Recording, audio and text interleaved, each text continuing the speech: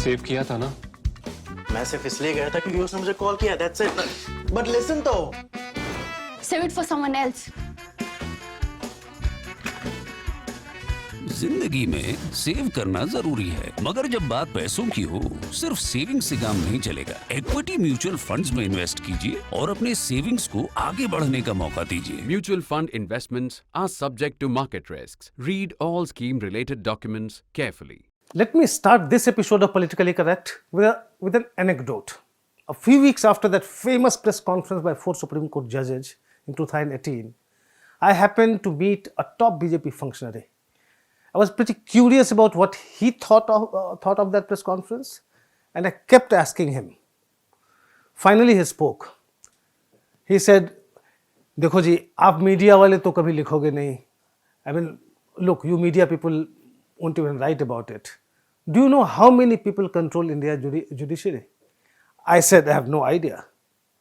Then he said, "केवल 60 लोग और उनका परिवार.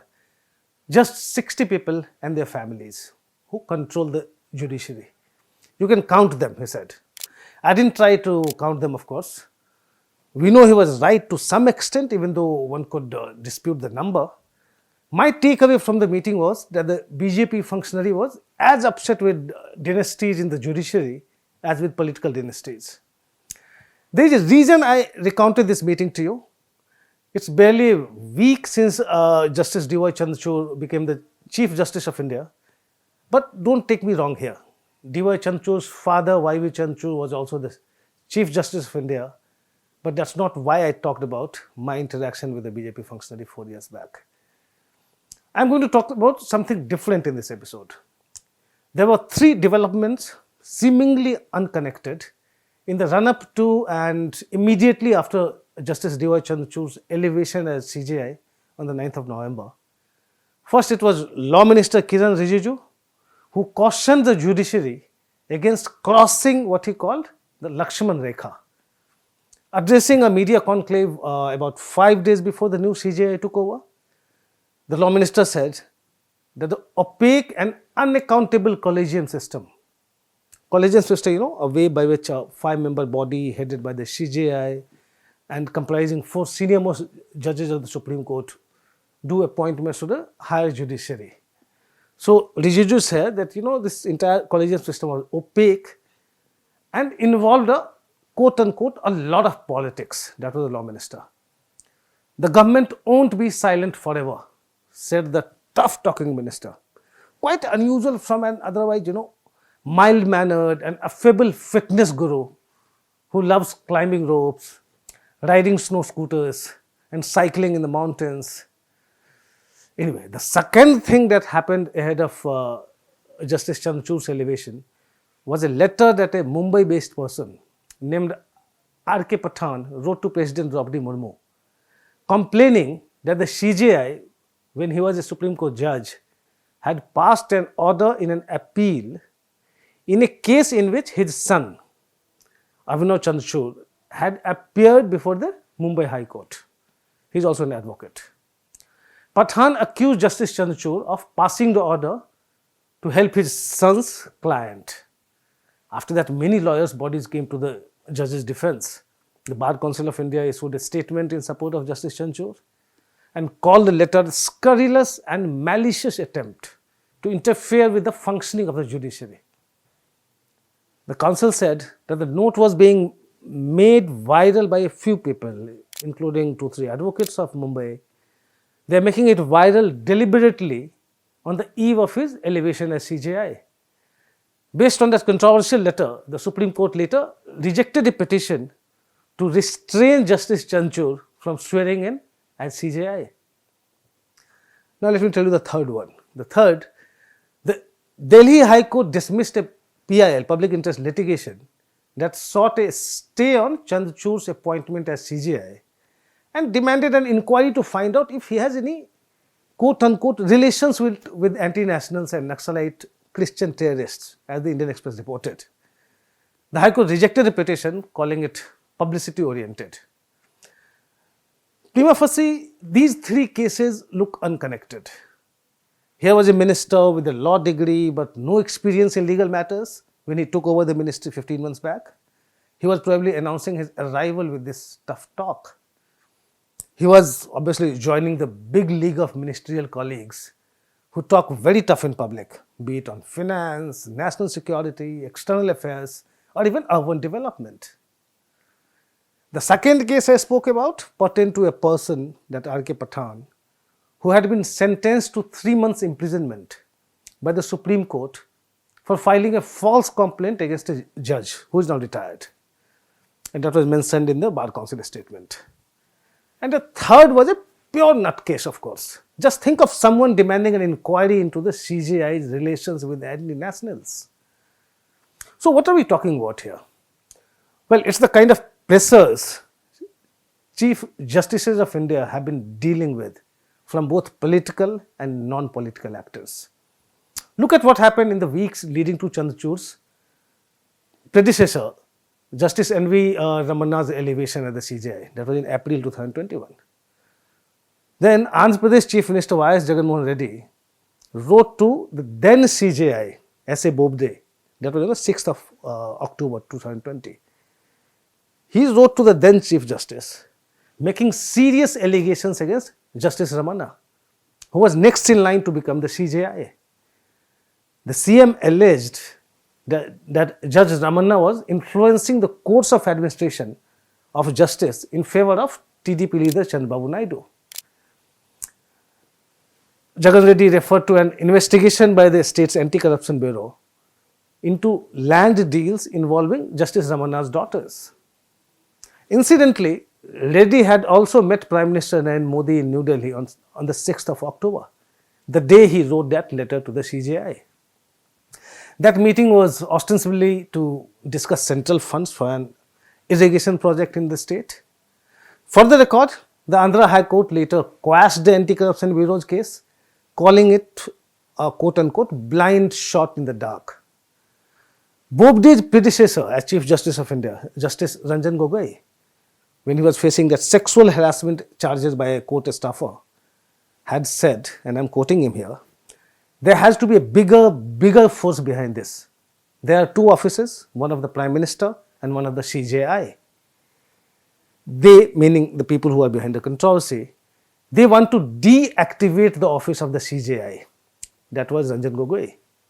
A 3-judge bench later closed the proceedings in the sexual harassment case, saying that a conspiracy could not be ruled out. Then again go back. Justice Gogoi's predecessor as CJI, Justice Deepak Mishra, he quoted controversy long before he was sworn in as the CJI. Former Arunachal Pradesh Chief Minister Kalikho Pul had died by suicide about a month after a Justice Khehar-led bench of the Supreme Court had reinstated a Congress government in the state. The SC's ruling foiled the BJP's attempt to prop up a rebel Congress government led by Kalikho Pul. And after a few weeks later, he died by suicide. Months after his suicide, sometime in March 2017, Kalikho Pul's widow, Dangvim Sai, I hope I'm not pronouncing it wrongly, Dangvim Sai was reported to have met then Vice President of India, Hamid Ansari, and handed over a letter and her late husband's purported suicide note that allegedly contained explosive allegations of corruption against then CJI, J.S. Khehar, and his would-be successor, Justice Mishra, who was in the line.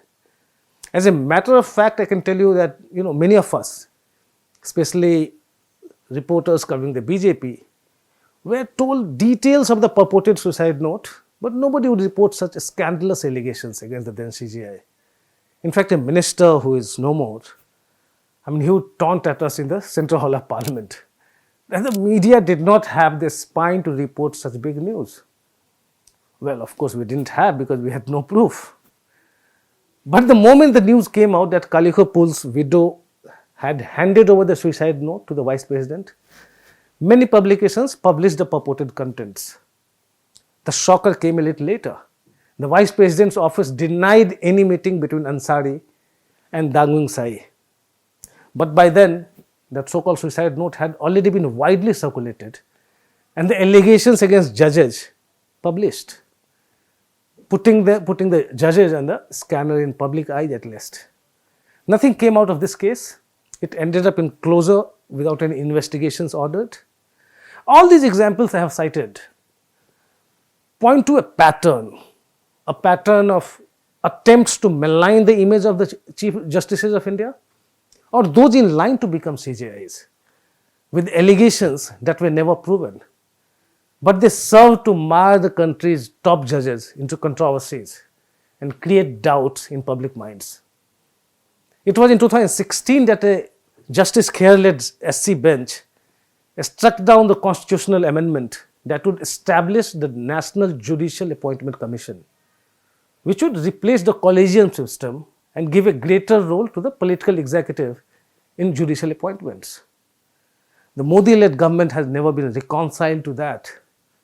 Every CJI who presides over the collegium has had to fight with the executive over its recommendations for appointments.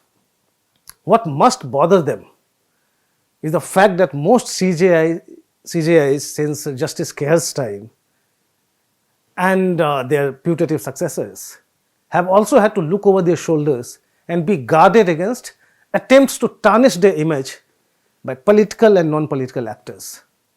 Public perception does not influence their judgments, but it does embolden the political executive to demand the supremacy of elected governments. And at this point, I return to where I started. That is, with those complaints against the new CJI, Justice Chandrachud. He had just had I would say, baptism by fire, with individuals targeting him with wild allegations. Many of his predecessors had to face similar attacks right before or after becoming the CJI. And that's the pattern I'm talking about. We don't have any explanation for this.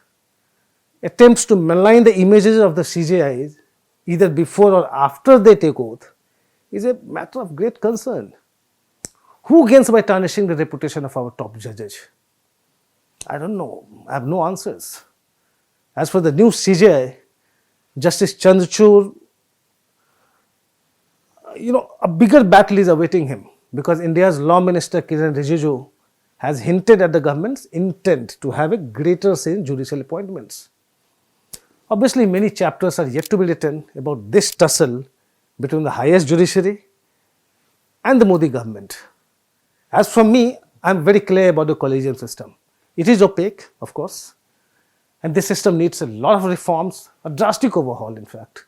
But despite all its demerits, if I have a choice between politicians and judges in matters of appointments and transfers in higher judiciary, I will go with the judges for sure, any day.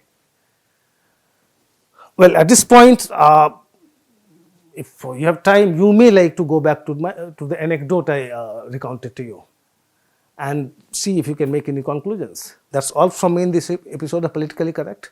But before I wind up, I would like to make an appeal to you.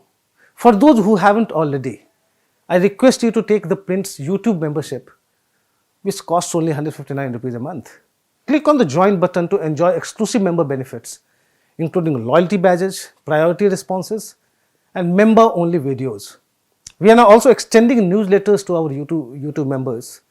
For this, I request all YouTube members to write to us with their full name and email address at members@theprint.in, members@theprint.in, and we'll get back.